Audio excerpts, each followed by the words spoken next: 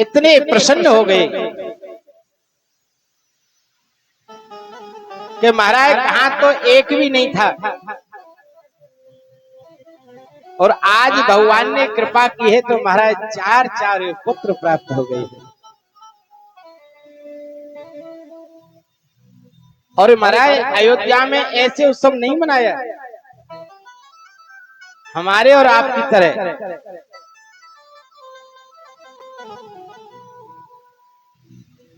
कि महाराज थोड़ी देर मना लिया और बस चुप बैठ गए।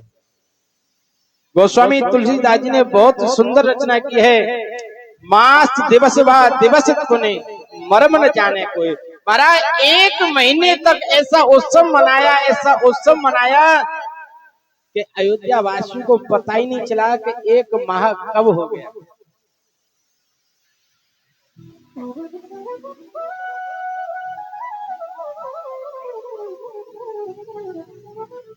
अभी ऐसे ही बताए, परसों एक हमारी मैया कह रही थी यहाँ पे, बोले महाराज जी आप जो कथा कहते हो ना तो 7 दिन की बजाय 9 दिन की करा कर।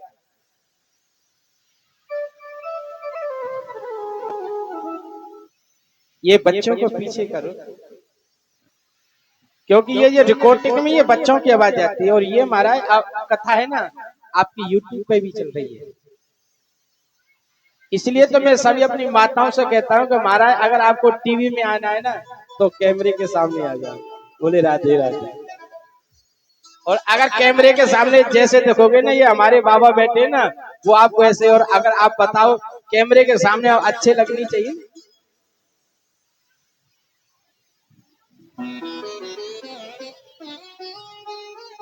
अब कई लोगों को तो क्या है कि ये ठाकुर जी का कथा,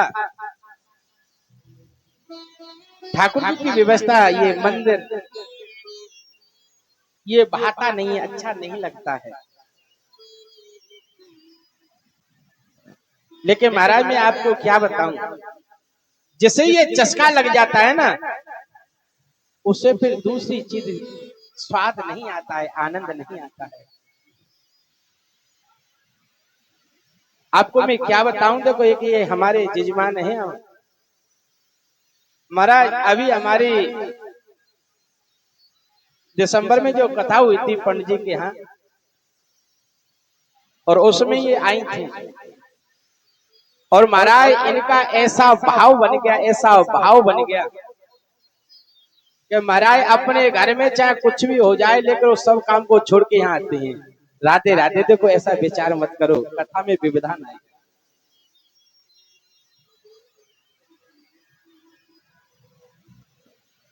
राधे राधे।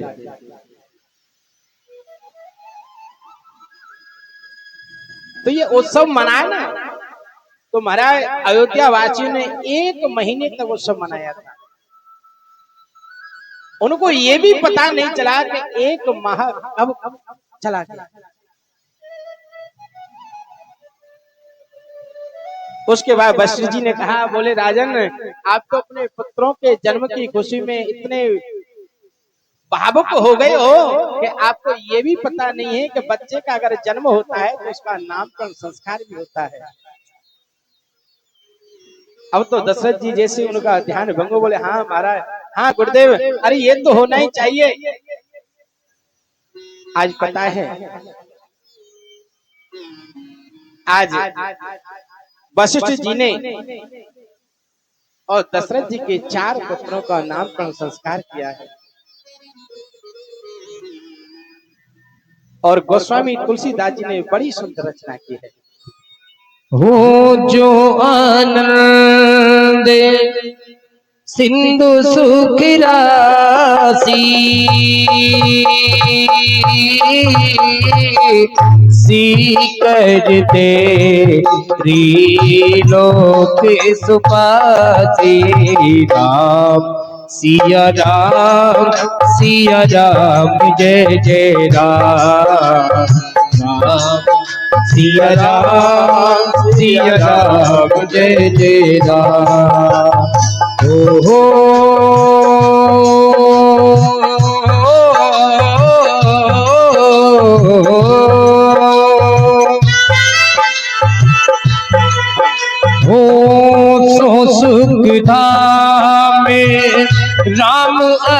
नामा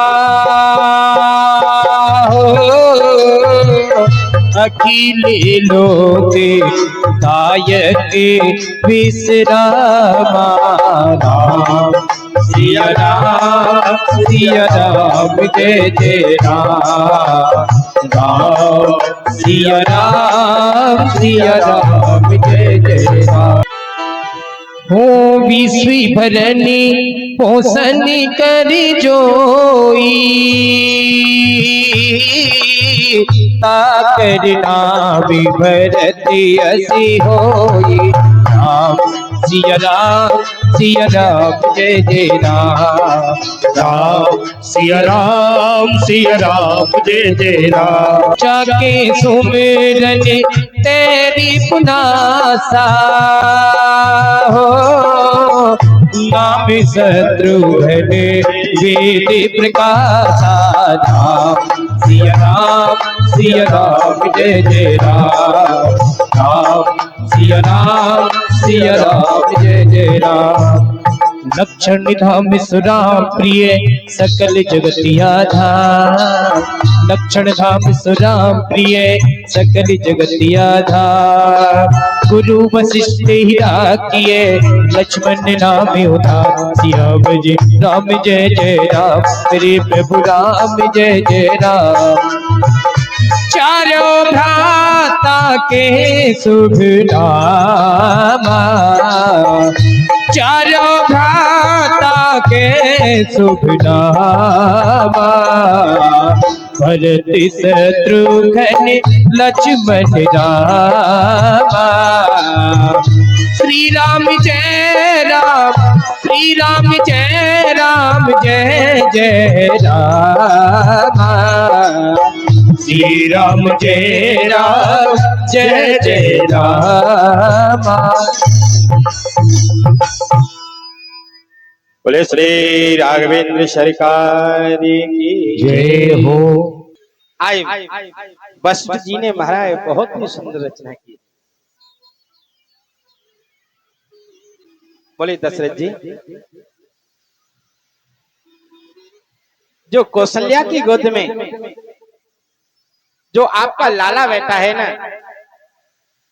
जो महाराज आनंद का सिंधु है, जो योगियों के हृदय में रमण करता है, जो महाराज अमंगल को मंगल करता है, जिसका नाम इसका श्याम वर्ण है। और इस तुम्हारे ज्येष्ठ पुत्र का मैं नाम राम रखता हूं। और बोले जो केकई की जो गोद में बैठे हैं, इनका मैं नाम भरत रखता हूं। और जो सुमित्रा जी की गोद में बैठे हैं,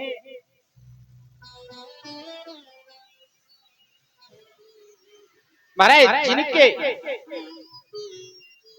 नाम सुमरन से शत्रु भय दूर हो जाता है, इसलिए इस पुत्र का मैं नाम शत्रुघ्न रखता हूं। और बोले महाराज ये चौथे पुत्र हैं आपका, जिनका लक्ष्य भगवान श्री राम के चरणों में रहेगा। ये हमेशा इनका जो भी लक्ष्य है वो राम के चरणों का आधार है। बोले इसका मैं नाम लखन रखता हूं।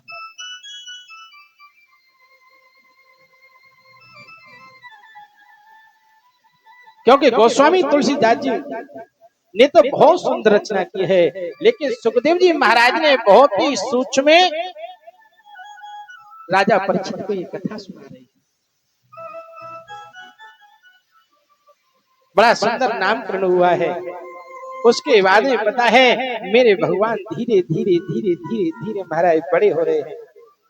और एक महाराज बात है कि जब भी भगवान अवतार लेते हैं ना, तो मेरे भोले बाबा उनका दर्शन करने के लिए अवश्य आते हैं।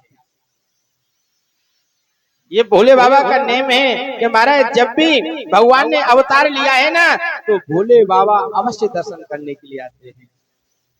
आज महाराज भोले बाबा हैं, आज भोले बाबा भी आए हैं। और महाराज अयोध्या में मेरे राघवेंद्र सरकार का दर्शन करने के लिए। हो आज अयोध्या की नगरी में झूमे जोगी मतवाला और अलख निरंजन नाम हमारा देखूंगा राम लाला देखूंगा दशरथ लाला। आज अयोध्या की नगरी में आज अयोध्या की नगरी में घूमे जोगी मतवाला। आज अयोध्या की नगरी में घूमे जोगी मतवाला अलख निरंजन नाम हमारा देखूंगा दशरथ लाला देखूंगा दशरथ लाला। जय जय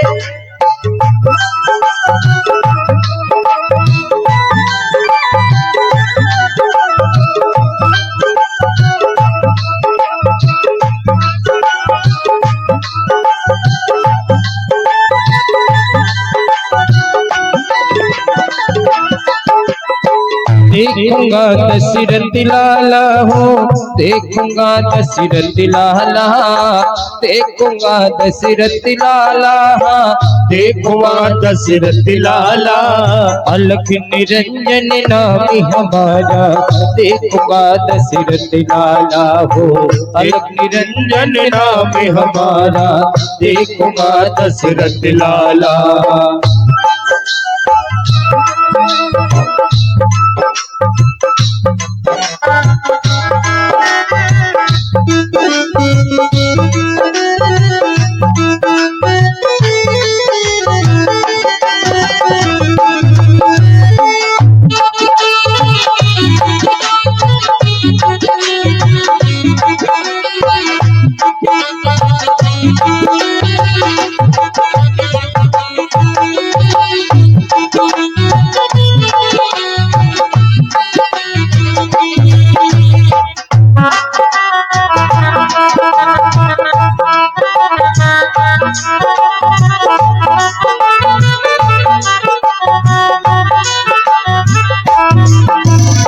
सैली श्रृंगी लिए हाथ में और डमरू त्रिशूल लिए सैल श्रृंगी लिए हाथ में और डमरू त्रिशूल लिए। ओ चमक क्षमा छम नाचे जोगी दशरथ मन में चाहे लिए चमक क्षमा छम नाचे जोगी दशरथ की मन चाहे लिए।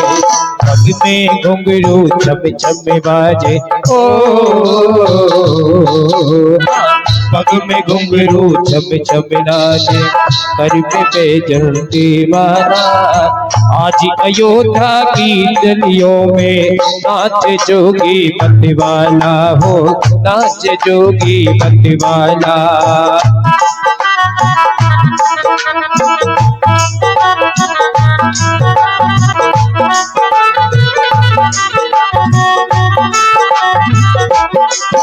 ओ आज अयोध्या की गलियों में आज अयोध्या की गलियों में नाच जोगी मतवाला अलख निरंजन खड़ा पुकारे देखूंगा दशरथ लाला हो देखूंगा दशरथ लाला। आज अयोध्या की गलियों में नाच जोगी मतवाला अलख निरंजन खड़ा पुकारे देखूंगा दशरथ लाला देखूंगा दशरथ लाला हो देखूंगा दशरथ लाला। बोली भक्तवत्सल भगवान की जय हो बोले श्री शंकर भगवान की जय हो। आई भोले बाबा ने मेरे राघवेंद्र सरकार का दर्शन किया है और उसके बाद अपने कैलाश पर्वत पर चले गए। इधर महाराज मेरे भगवान धीरे धीरे धीरे बड़े हुए, गुरुकुल में गए, विद्या का अध्ययन किया और महाराज विश्वामित्र जी महाराज मेरे भगवान को लेने के लिए आ गए।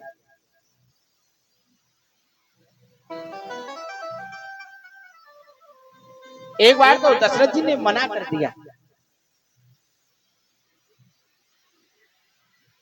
बोले महाराज में ये मेरे पुत्र नहीं है, ये राम मेरी धरोहर है, मेरे पास इसे दे नहीं सकता।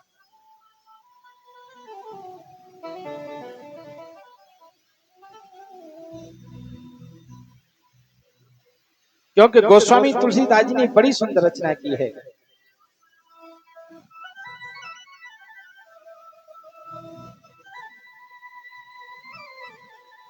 क्योंकि महाराज इसमें एक भेद छुपा है।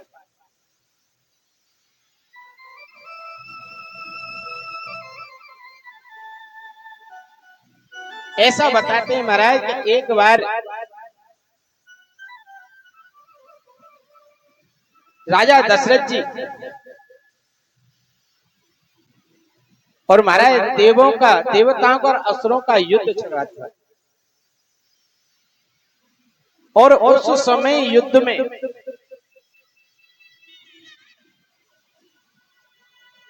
राजा दशरथ जी महाराज घायल होकर मूर्छित हो गए थे।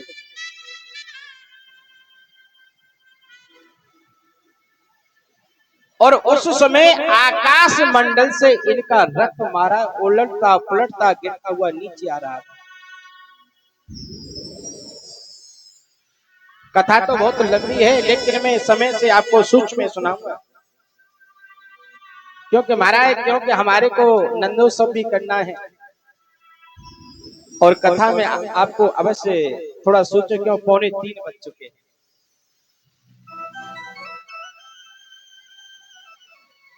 थोड़ा सूक्ष्म में सुनाऊंगा, समझने की कोशिश करना। तो महाराज जो आकाश मंडल से दशरथ जी का जो रथ था ना, वो उलटता पलटता हुआ नीचे जमीन पे आ रहा था। और वहीं पे महाराज जटायु जी बैठे थे। और जटायु जी ने ये देखा कि ये तो मेरे मित्र है, क्योंकि जटायु की और दशरथ जी की मित्रता थी।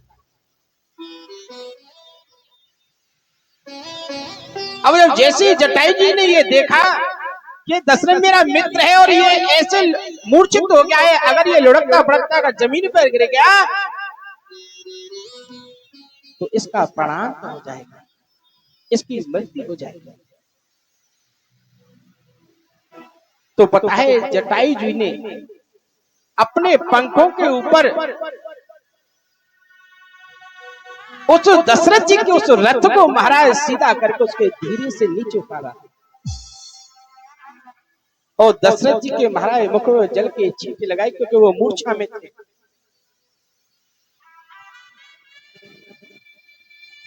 जब दशरथ जी की जब ये नींद मूर्छा टूटी तो उनको शरीर का आभास हुआ, तो कहने लगे भैया, बोले आपके साथ ऐसा ऐसा हो रहा था तो इस वजह से मैं आ गया, अगर समय से मैं नहीं आता तो पता नहीं क्या होता।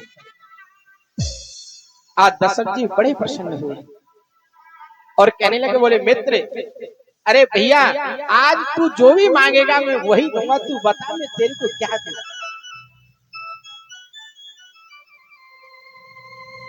तो पता है जटायु ने कहा, बोले भैया और तो मेरे पास सब कुछ है, मुझे कुछ नहीं चाहिए, मैं तो भगवान का भजन करता हूँ, मुझे किसी चीज की आवश्यकता नहीं है। अगर तुम देना ही चाहते हो तो एक वरदान दे दो कि मैं जब भी मेरी मृत्यु हो ना, तो आपका जो सबसे बड़ा पुत्र हो वो मेरे अंतिम संस्कार करे।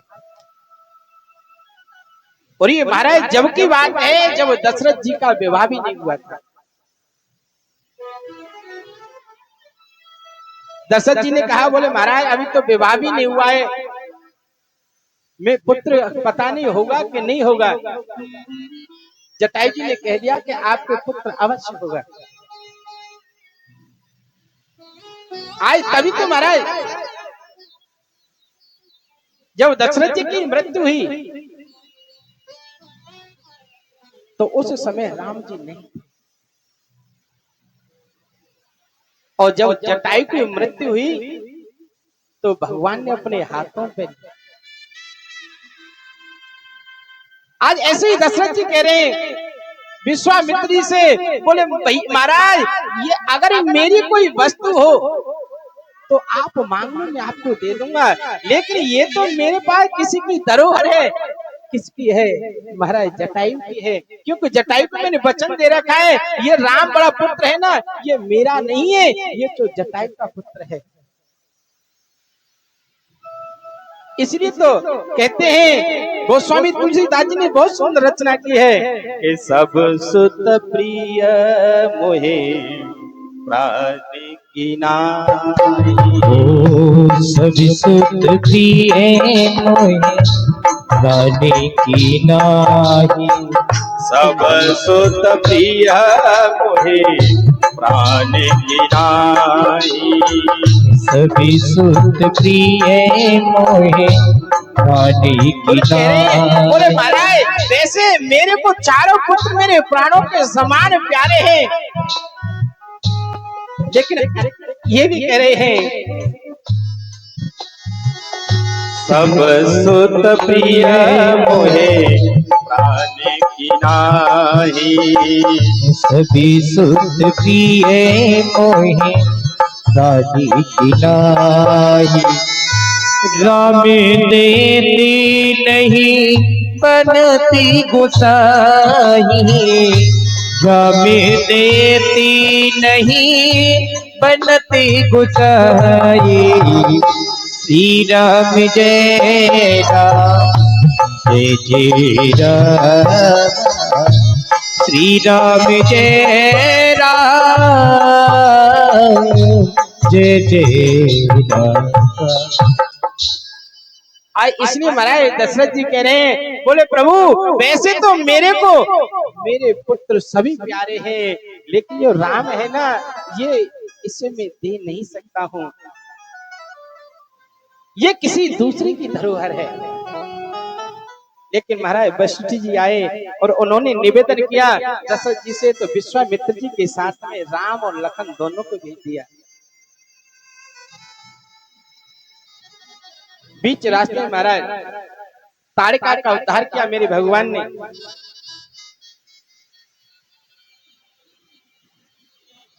देखो कितनी कष्ट की बात है महाराज, कितनी भाव की कथा है और कितने भाव से हम कथा कह रहे हैं, लेकिन हमारी मैया ना सब अपनी थारी मारी में लगी है। मैंने देखो कल भी आपसे कहा था ये चीज, अगर आप कथा में आए ना, यहाँ नहीं कहीं भी आप जाओ, तो आप कथा में आए तो आप इसी उद्देश्य से आए कि हम कथा सुने। आप विचार करो, अगर आप कथा नहीं सुनेंगे, इधर उधर की बातों में लगे रहेंगे, तो जो आना है ना सब व्यर्थ हो जाएगा। और आप ये अपने आप सोचो, मैं नहीं कह रहा, जो महाराज हमारी कथा में अगर कोई विविधान डाल रहा है तो उससे दूर हो साइड में, क्योंकि न तो पास बैठोगे, न कोई पड़ोसी अड़ोसी कुछ कहेगा, और हमारा ऐसे आदमी के पास बैठो जो महाराज हमको जानता ही नहीं हो, क्योंकि न जानेगा और न बीच में विघ्न डालेगा। बोले राधे राधे।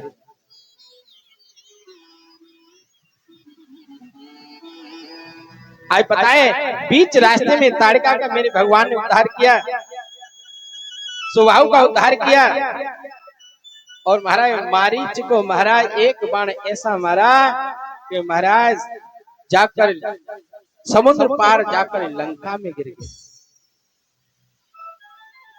उसके बाद विश्वामित्र जी ने महाराज खूब यज्ञ किए हैं। इधर महाराज रास्ते में जा रहे थे तो अहिल्या जो पत्थर की शिला बन के पड़ी थी उसका भी उद्धार किया है मेरे भगवान ने। और आज महाराज इधर जनक जी महाराज ने जानकी जी का स्वयंवर रखा है।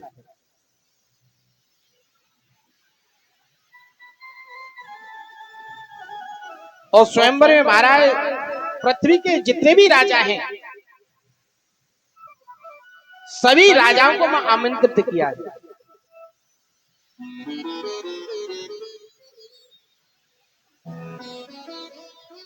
महाराज कई बार कई लोग ये भी प्रश्न कर देते कि महाराज जनक जी महाराज अगर जानकी जी का विवाह करते तो वैसे विवाह करते, स्वयंवर क्यों रचा कि जो इस धनुष को तोड़ेगा उसी के साथ में अपनी जानकी का विवाह करेगा। इसमें एक भाव छुपा है। जैसे एक पिता होता है ना, पिता, और उस पिता की पुत्री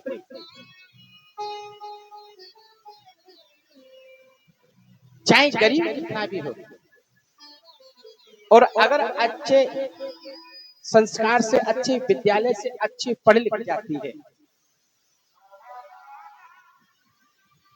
तो उस माता पिता का एक सपना होता है कि मेरी पुत्री के लिए ऐसा सुयोग वर मिले, ऐसा घर मिले कि जिससे मेरी पुत्री वहां पर खुशी रहने लगे।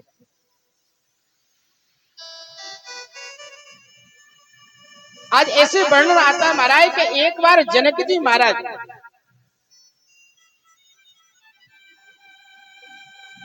वो जो धनुष है ना शंकर जी का, उस धनुष को महाराज जनक जी के सिवाय और कोई उसे उठा नहीं सकता, उसकी इतना भारी है।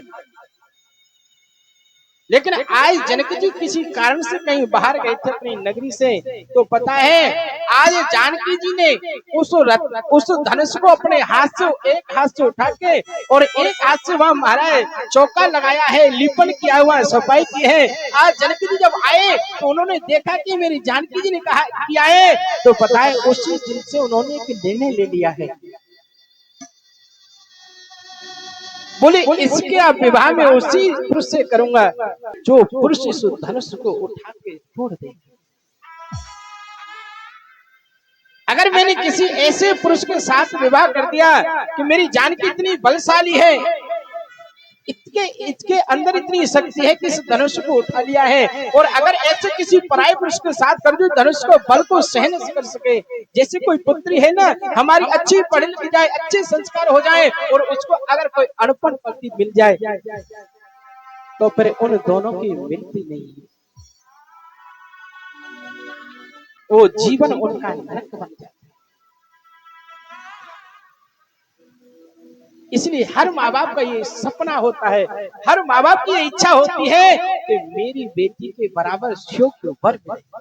आज वही जनक जी महाराज है, आज जनक जी महाराज ये सोच रहे हैं भाई मेरी पुत्री के लिए ऐसा सुयोग वर मिले कि जो इस धनुष को उठाए और उसे तोड़े। आज जनक जी महाराज हमारे बहुत अच्छा स्वयंवर रखा है, लेकिन महाराज जनक जी ने अयोध्या में निमंत्रण नहीं भेजा है। आज जनकपुर में महाराज बड़ा सुंदर मेला लगा है। आज राम जी और लखन जी के मन में एक विचार आया और अपने गुरु जी से कहा, बोले गुरुदेव जनकपुर में एक सुंदर सा मेला है, अगर आपकी इच्छा हो तो हम और आप दोनों चले मेला देखने के लिए।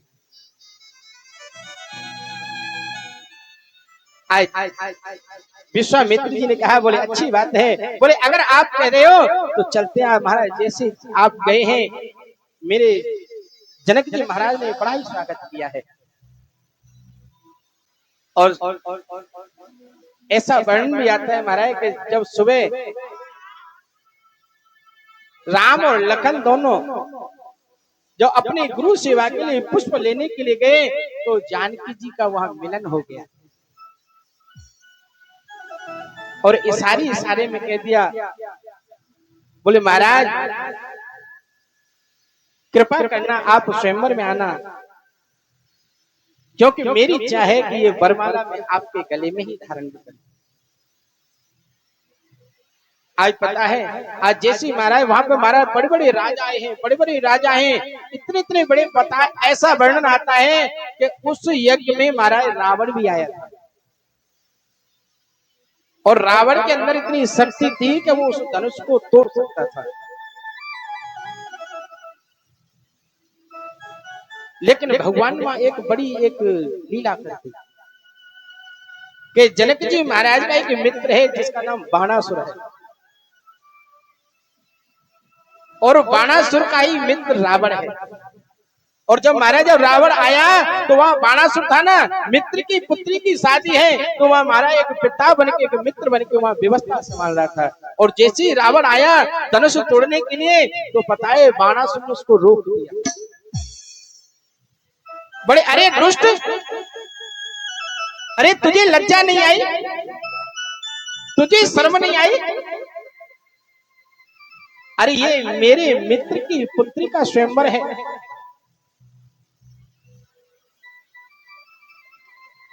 और जैसे ये मित्र की पुत्री है तो ये मेरी पुत्री है, और मेरी पुत्री है तो तू भी मेरा मित्र है, तो नाते से तेरी भी ये पुत्री है।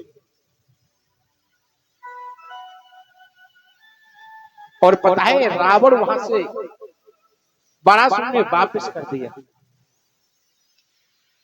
लेकिन गोस्वामी तुलसीदास जी की रामायण में तो नहीं है, लेकिन अन्य रामायण में ऐसा वर्णन आता है महाराज कि उसी समय विश्वामित्र जी ने राम जी की हस्तरेखा रावण से दिखवाई थी। ऐसा कहते हैं महाराज रावण जैसा न तो विद्वान था और ना है और ना ही कभी होगा, इतना बड़ा विद्वान था रावण। आज पता है जब राम जी की हस्तरेखा दिखवाई तो रावण ने कह दिया विश्वामित्री से और राम जी से, बोले राम जी आप भगवान के अवतार हो और मैंने एक राक्षस कुल में जन्म लिया है, लेकिन मैं आपको वचन देता हूं कि आपके हाथ से मैं अपने जितने भी राक्षस है ना, उसे उन सबको आपके धाम को लेके जाऊंगा। बोले राधे राधे। बोले मैं आपके धाम को लेके जाऊंगा। तभी तो महाराज रावण ने जितने भी अपने पुत्र थे, मित्र थे, रिश्तेदार थे, सबको महाराज पहले भगवान के धाम को पहुंचाया है और उसके बाद में स्वयं गया है। बोलो राधे राधे। तो महाराज रावण वहां से चला गया। जितने भी राजा हैं महाराज, कई राजा हैं महाराज, उस धनुष को तोड़ना तो बहुत दूर बात है, उस धनुष को कोई हिला नहीं सका। हो भूप सहस्त्र दस कई बारा, भूप सहस्त्र दस कई बारा, हो लगे उठावने तरही नटारा, लगे उठावने तरही नटारा, श्री राम जय राम जय जय राम, श्री राम जय राम जय जय राम। आज पता है जब महाराज कोई सैनिक उस धनुष को तोड़ नहीं सका, हिला नहीं सका, तो आज पता है जनक जी महाराज के मन में बड़ा ही क्लेश हुआ।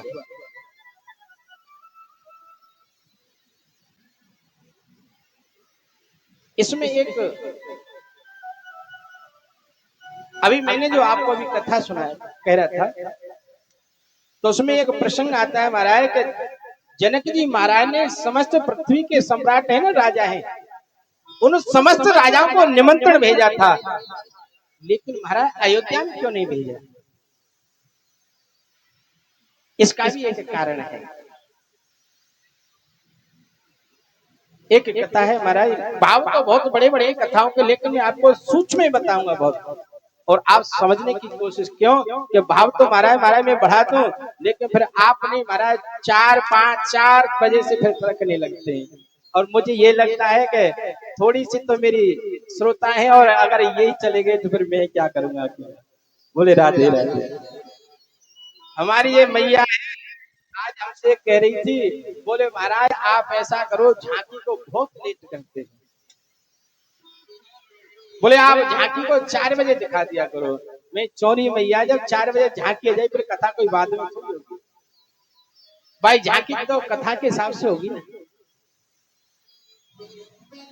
और हमारी मैयाएं देखो, आज हम पहले ही आ गए, लेकिन आज कथा में सिर्फ एक ही मैया बैठी और कोई नहीं, हम जैसे सुना रही कथा। बड़ा दुख होता है महाराज। अरे कथा पांडाल में महाराज ये तो रोज रोज ठाकुर जी कृपाली होती है। ये घर गृहस्थी का तो काम रोज रहेगा। मैं ये नहीं कहता हूँ कि आप घर गृहस्थी को छोड़ो, अरे जो काम है ना उसको थोड़ा सा आगे पीछे चलता है, और जिससे समय से अगर कथा में आएंगे, क्योंकि मेरा ये कथा का आनंद तभी आएगा जब आप आनंद लोगे। मेरे को कथा कहने में तभी आनंद आएगा जब कथा आप श्रवण करोगे। और सत्य कहता हूं, मेरा कथा में तभी मन लगता है जब मेरे को सामने श्रोता दिखते हैं, और जब श्रोता नहीं हो ना तो मेरा मन नहीं लगता। सत्य कह रहा हूं। अब जैसे जितने श्रोता बढ़ेंगे ना उतना ही मेरा मन लगेगा। और अभी जब मैं कथा कोई नहीं था ना तो पता है मैं अपनी कथा आंख बंद करके कह रहा था, क्योंकि मुझे सामने कुछ दिखाई नहीं दे रहा था। बोले राधे राधे। क्यों? कथा कहने में जब आनंद आता है जब सामने श्रोता है। आज बताए क्यों नहीं भेजा दशरथ अयोध्या में? बोले ऐसा की एक कथा आती है महाराज, ऐसा वर्णन आता है महाराज कि एक बार जनक जी महाराज के यहाँ पर कोई संत आए और उन संतों का महाराज ऐसा प्रताप था, ऐसा भजन करते थे जिसकी कोई सीमा नहीं थी। और अगर वो ऐसे संत थे कि अगर दिन हो जाए तो दिन रहता था और रात हो जाए तो रात होती। तो आज ऐसे वो संत थे जनक नगरी में, वो भजन कर रहे थे। लेकिन उसी समय जब भजन कर रहे थे उन्होंने अपने वहां पे आसन लगा रखा था, चटाई बिछा रखी थी। तो ऐसा वर्णन आता है कि उसी नगरी में महाराज एक नारी रहती थी और वो नारी अपने पति से बड़ा ही प्रेम करती थी। उसका नेम था महाराज कि हमेशा अपने पति का उसका मुख अपनी तरफ रखती थी, कभी इधर उससे अलग नहीं होती थी। और आप विचार करो जब ऐसे मुख रहेगा तो नीचे क्या है आपको क्या पता चलेगा। तो महाराज वो नारी जैसे जा रही थी अपने पति को गोद में लेके, उसका पति था ना वो बीमार था, अपंग था। जब उसके पति को वो लेके जा रही थी गोद में तो वह नीचे आसन था महाराज जी का, वो महाराज जी का उस आसन नहीं देखा और महाराज उस आसन पे होकर निकल गए। और देखो एक बहुत बड़ा विशेषता बता दूं आपको कि अगर किसी संत का, अगर किसी ब्राह्मण का, अगर किसी भक्त का अगर कोई आसन पड़ा हो तो प्रयास ये करें कि उससे आपका पैर नहीं लगे। और अगर लग भी जाए किसी कारणवश से तो आप वो क्षमा याचना कर लो, उससे उठा के महाराज गलती हो गई, हम देख नहीं सके। लेकिन कई महाराज मैंने ऐसे ऐसे लोग देखे महाराज आसन बिछे रहते हैं और ब्राह्मण बैठे हैं, संत बैठे हैं और महाराज उस आसन पे होकर ऐसे निकल जाते हैं जैसे किसी रोड पे निकल रहे। बहुत बड़ा पाप करते हैं। मैं अपनी जितनी श्रोता समाज है सबसे कहूंगा, अगर किसी संत का, ब्राह्मण का अगर कोई आसन बिछा हो ना तो उस आसन को महाराज या तो पैर, प्रयास ये करो तो पैर लगना नहीं चाहिए, और लग भी गया है तो उस पैर, उस आसन से महाराज क्षमा याचना करके उसको पूछना चाहिए। आज ऐसे पता है महाराज उस नारी का उस आसन से पैर लग गया, आज पता है वो संत का क्रोध भड़क गया। बोले अरे मूर्ख, तू इस अपने पति के प्रेम में इतनी पागल हो रही है जो तूने मेरे आसन को ठोकर मार दी है। बोले मैं श्राप देता हूं कि तेरे इस पुरुष की, तेरे इस पति की मृत्यु हो जाएगी।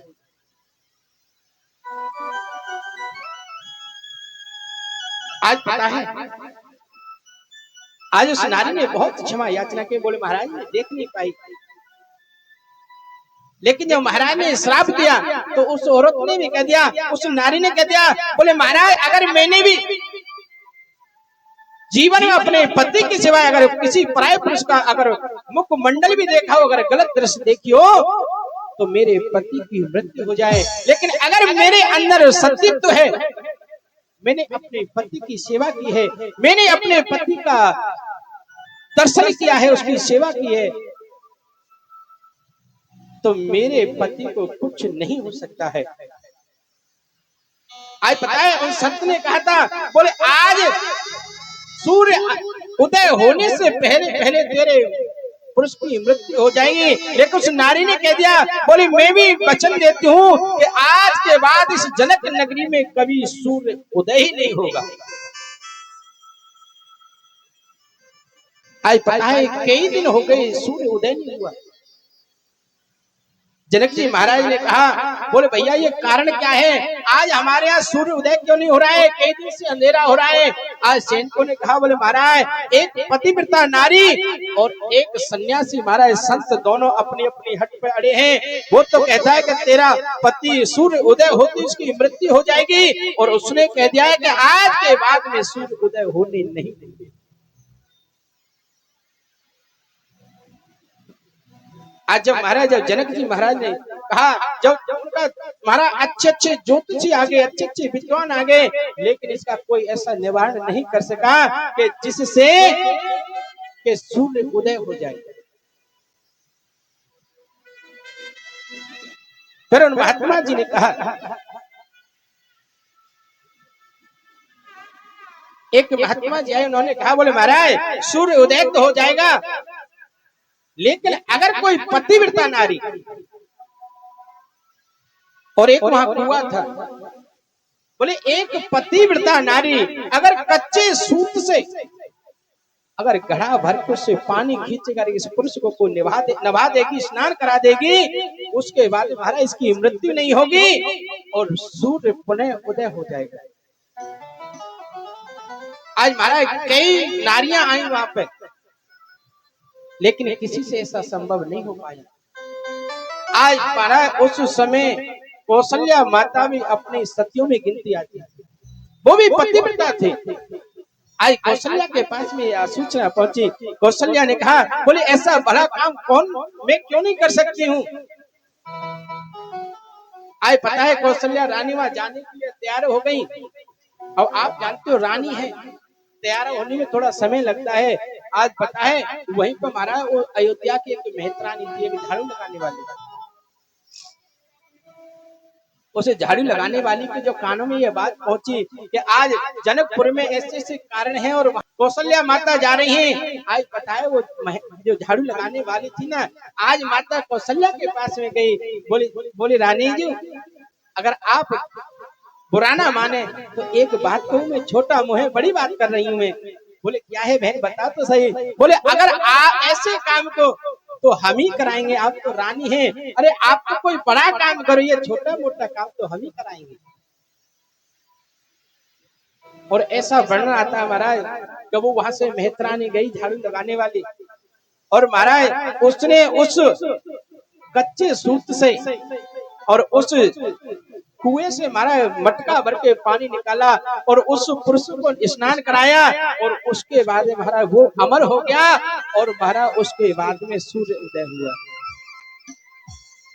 आज वही जनक जी महाराज हैं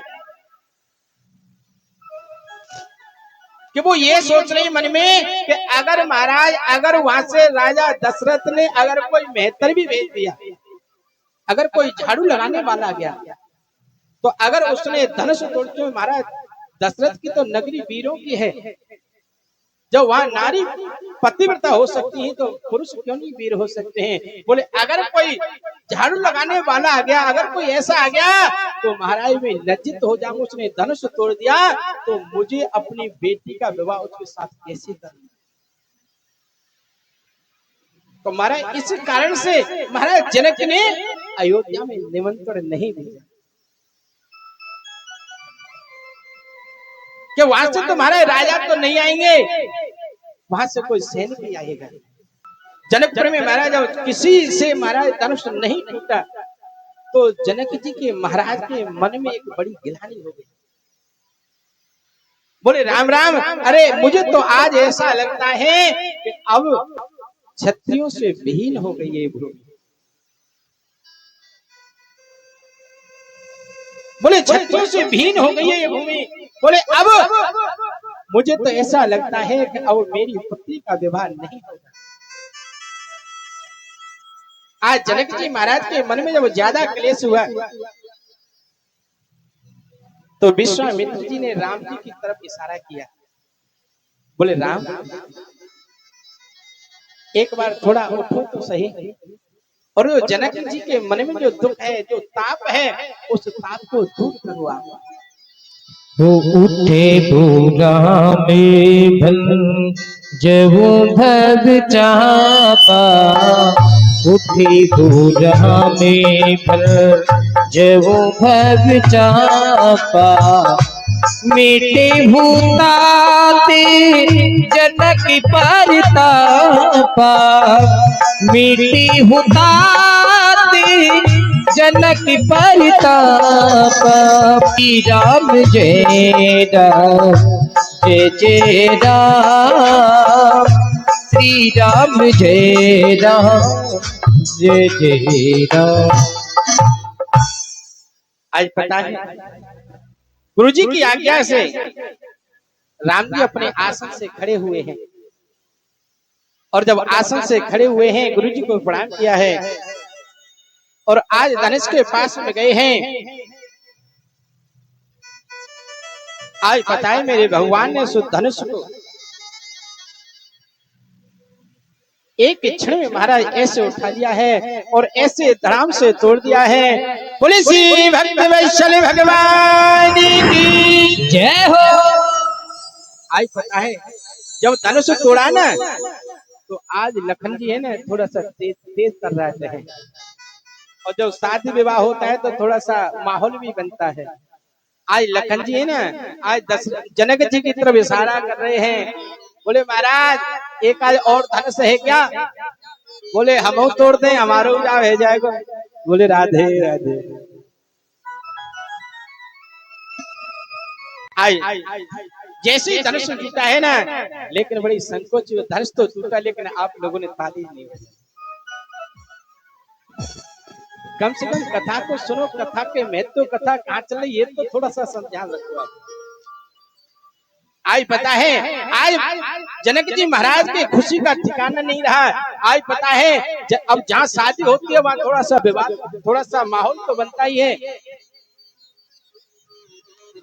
आज जानकी जी हैं छोटी हैं, राम जी थोड़े बड़े हैं।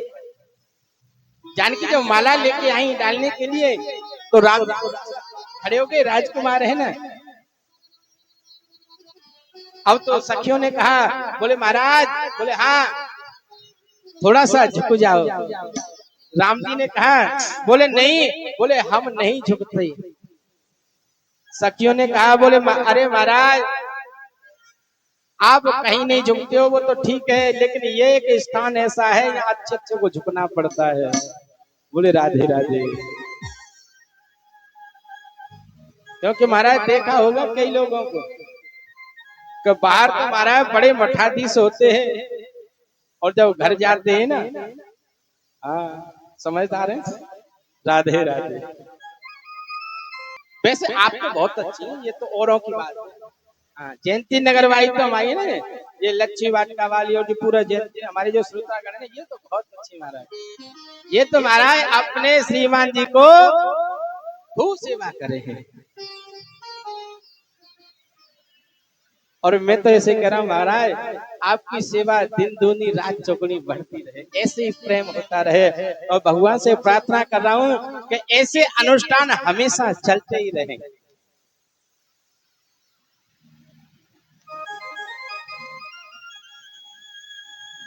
आज पता है जब सखियों ने कहा, बोले महाराज झुक जाओ, बोले हम नहीं झुक सकते। सखियों ने कहा महाराज झुकना पड़ेगा, ये स्थान ही एक ऐसा है। सैनिकों से कहा, सखियों ने बोले महाराज आप ही कह दो, अरे राम जी थोड़ा झुक जाए, हमारी जानकी जी को कष्ट हो रहा है। आज पता है सैनिकों ने कहा, बोले हमारी इतनी हिम्मत नहीं है कि राम जी से हम झुकने की कह दें। मंत्री से कहा महाराज किसी ने मना कर दिया।